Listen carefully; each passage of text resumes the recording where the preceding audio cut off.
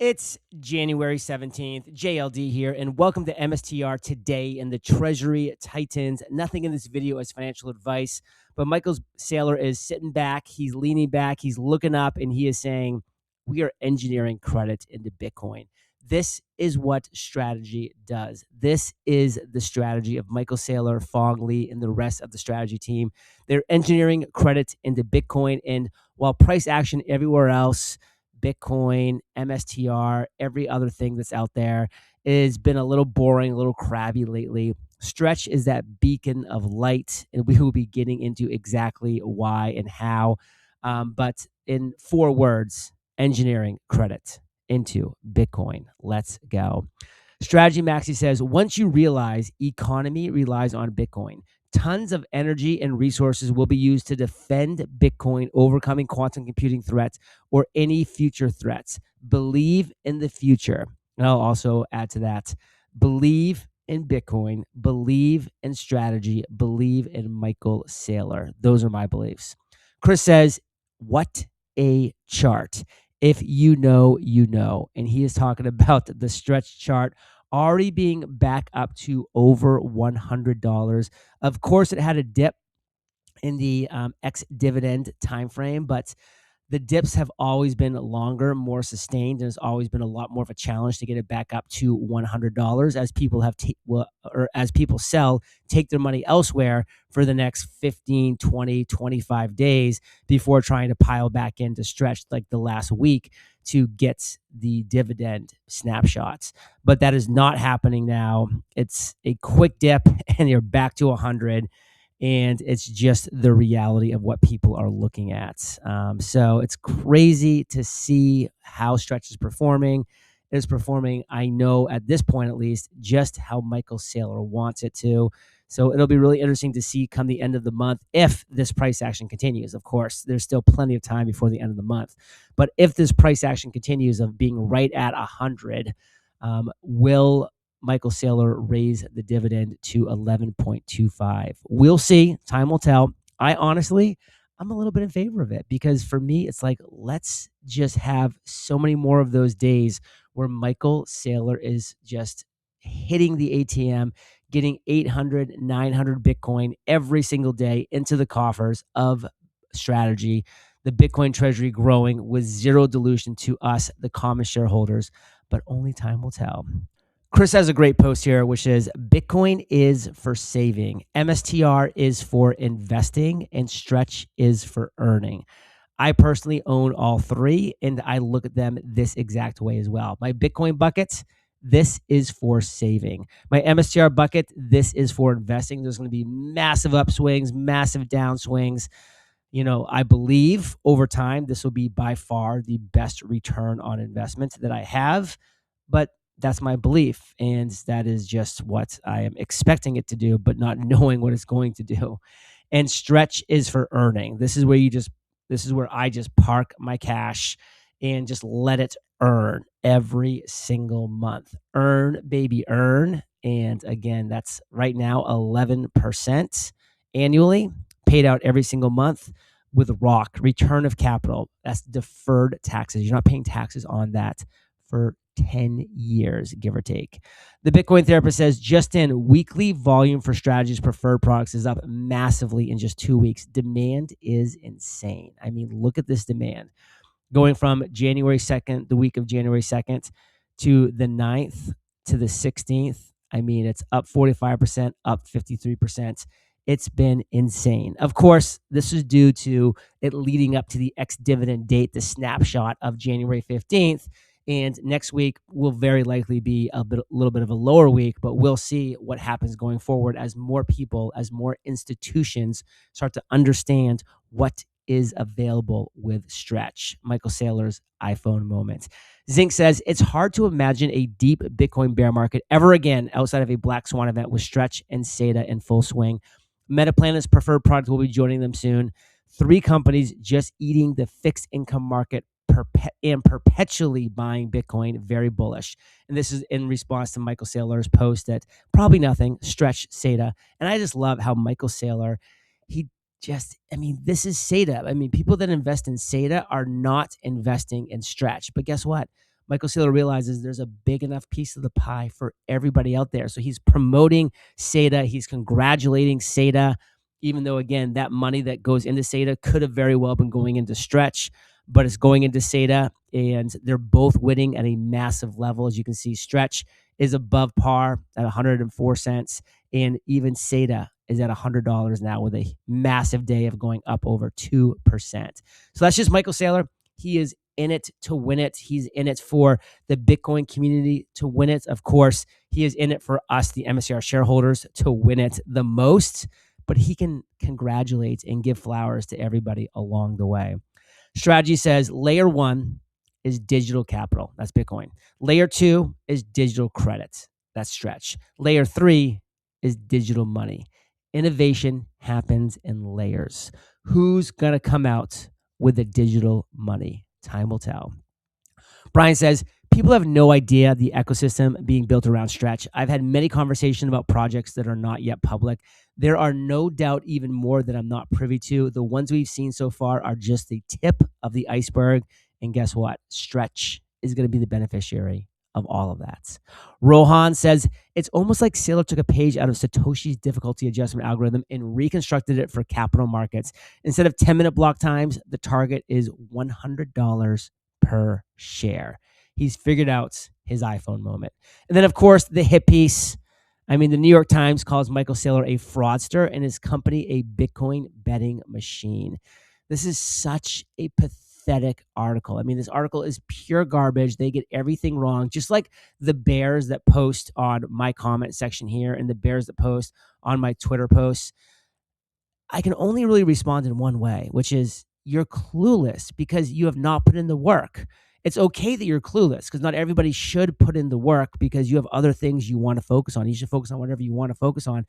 But how can you have such a strong, unintelligent opinion on something you're clueless at? And this is yet another example.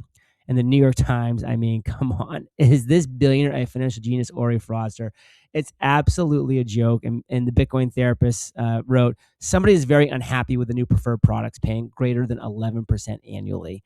And this is just a little highlight on what they were saying. Mr. Saylor crisscrossed the world by private jet using high-minded financial leads to promise fixed returns in the double digits to investors who buy certain types of the company's shares. He compares its safety to a bank account. I mean, these individuals with their words, they're getting exactly what they want. Unfortunately, they're getting clicks, they're getting eyeballs, they're getting engagement. So I'm going to stop giving it to them any further at this point. But when you have something, an organization as big as the New York Times doing this, it's just really sad to see. Okay, we have a fantastic clip of Michael Saylor you're not going to want to miss as soon as we get back from thanking our sponsors. When you want more for your business, start with Northwest Registered Agent and get access to thousands of free guides, tools, and legal forms to help you launch and protect your business all in one place. Build your complete business identity with Northwest today. Your business identity is more than your logo or website. It's everything that defines who you are and how you operate, from what your customers see to what they don't, like operating agreements, meeting minutes, and compliance paperwork. With Northwest, you'll get more for your business, more privacy, more guidance, and more free resources than you'll find anywhere else. For nearly 30 years, Northwest Registered Agent has helped entrepreneurs form, grow, and protect their businesses.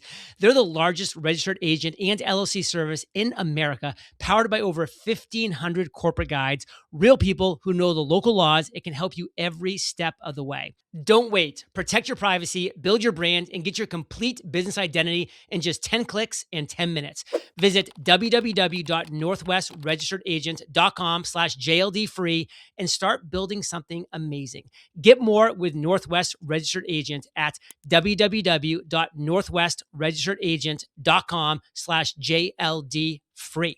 Michael Saylor just made an $835 million bet buying the Bitcoin dip. Right now, Bitcoin's fallen almost 40% off its October high, and the big money is buying the dip. What's your strategy? Now might be a great time to convert your IRA or 401k to Bitcoin with the help of Bit IRA. Plus, you can fund it with pre-tax funds, then continue to invest in it over time as you do any other retirement account. Bit IRA protects your assets with end-to-end insurance, highly secure storage, multiple multi-encryption, and registered with the US government. Your IRA is fully IRS compliant. Best of all, you can trade crypto within your retirement account without incurring taxes on any buys or sells. Just go to bitira.com/JLD and request a free info guide. Once you do that and open your IRA, you'll get a free ledger. Bitcoin has proven time and time again to rebound, every cycle going from a higher low to a higher high. With Strategy's latest purchase, Michael Saylor clearly believes Bitcoin is at a discount. Time for you to get into. Go to bitira.com/JLD to open a tax-sheltered IRA in Bitcoin.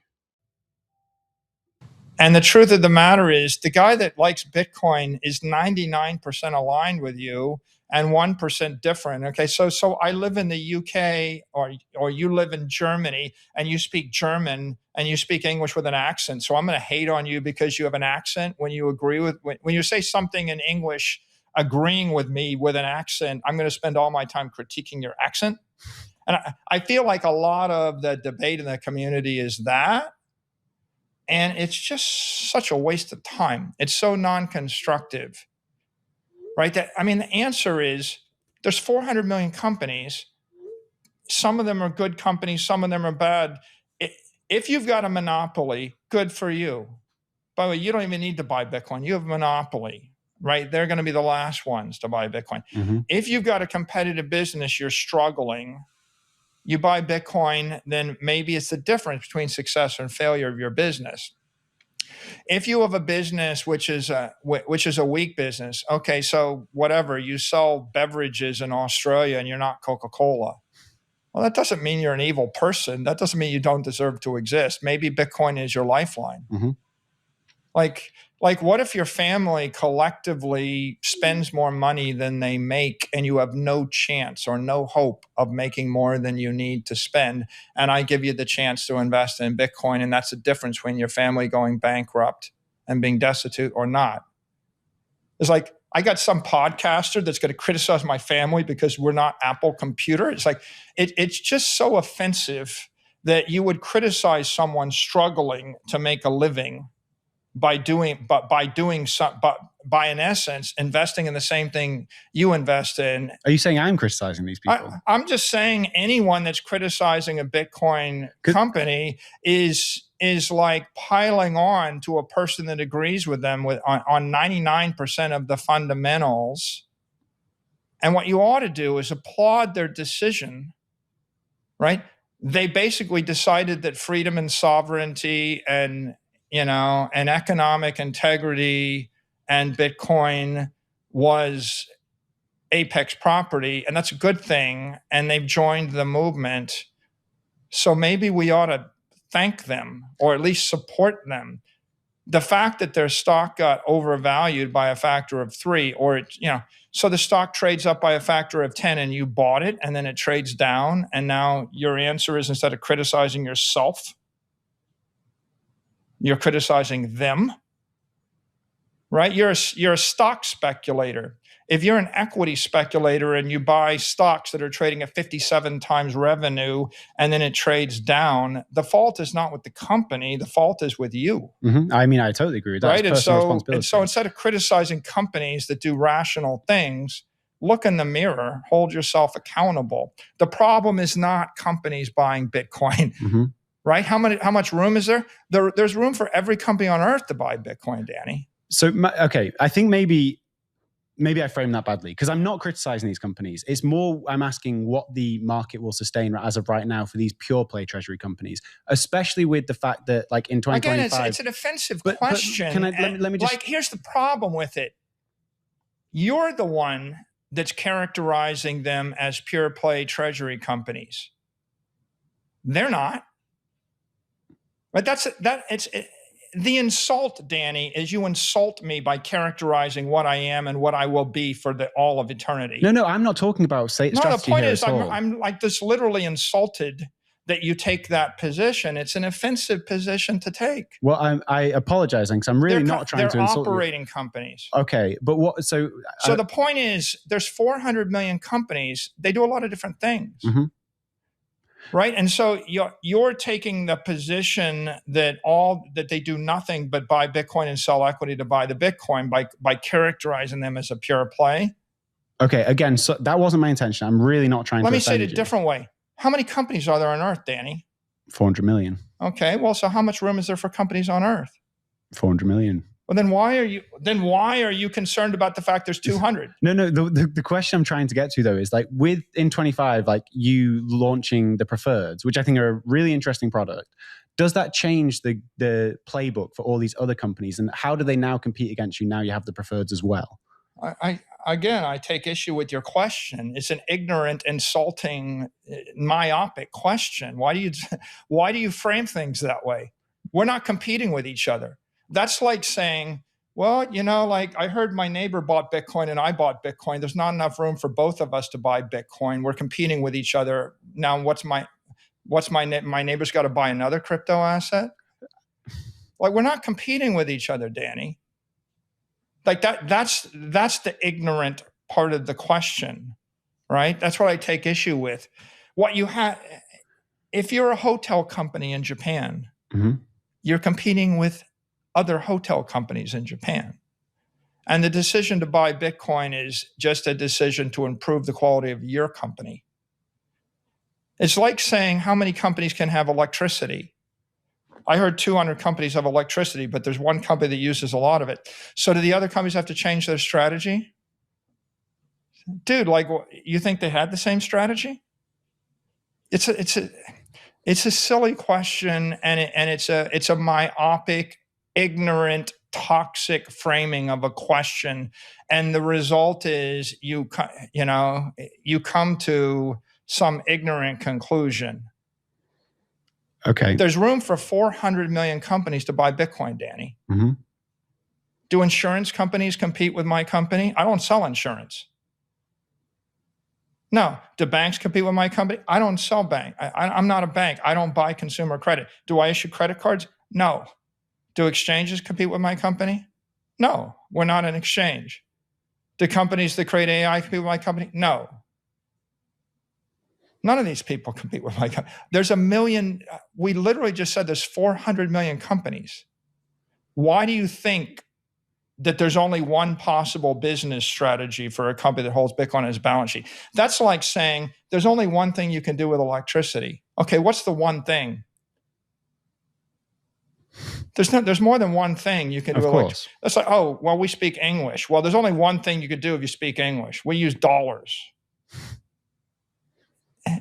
Bitcoin is just a digital capital asset. You can literally do millions of things with digital capital, which is why I take offense every time you try to characterize us as competing with each other. You're creating this dog-eat-dog world where everybody competes. We're not competing with each other. Companies that adopted electricity, decided they didn't want to rely on donkey carts. And you're sitting here criticizing companies that adopted electricity instead of use donkeys. And it's like, I just think it's offensive and it's myopic, and we ought to be constructive. Why don't you applaud them for not using donkey carts and using electricity? And then why don't you think, well, maybe there's more than one thing I can do with electricity. Maybe there'll be a world of Hollywood movies, and maybe we'll create elevators, and maybe we'll create electric cars, and maybe we'll create hair dryers, and maybe we'll create air conditioners with electricity. You can't imagine anything you could do with digital capital? Of course. Insurance, credit, banking, exchanges, derivatives, money funds. How about everything on earth that's ever been done would be done better with credit? I mean, I'm really not trying to criticize these companies. I'm just trying to get your perspective on it. I'm sorry if that was an offensive question. You're getting my perspective on it, yeah. which is you're wasting your time criticizing companies that decided they like Bitcoin. Okay. Why don't you, if you want to criticize companies, Danny, why don't you criticize the 99.9% of the companies that don't like Bitcoin? Fair. I mean, like, isn't that what you should be doing? That's my point. It's like this toxicity of eating its own young. Like, why don't you actually support the people that agree with you on 99% of your ideology instead of criticizing them? Fair. right? They're actually trying to do the right thing for their shareholders, their families, right? Their countries, right? They're doing good things, right? There's people in Brazil that need to buy equity. They need someone like Orange BTC. There's people in Japan. They need MetaPlanet. There's people in the UK. They need Smarter Web. There's people in France, right? They need Capital B. Right? That those companies are planting the flag for Bitcoin, and they're carrying digital capital into the equity capital markets everywhere in the world, and they're all doing it to different degrees. And they're struggling. It's a very competitive market.